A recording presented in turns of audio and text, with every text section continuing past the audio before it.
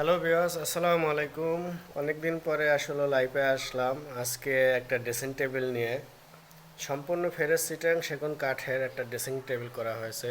এটা হলো আপনার ঘর সিস্টেমের, তিনটা ঘর করা আছে। দুই সাইডে দুইটা ঘর, মাঝখানে একটা ঘর। দেখেন খুবই চমৎকার। এটা হলো আপনার লেকার বানিশ করা হয়েছে, ইটালিয়ান লেকার পলিশ করা হয়েছে। আপনার এগুলো হলো গোল্ডেন, ইটালিয়ান যে গোল্ডেনটা, ওই গোল্ডেনটা মারছি আমরা।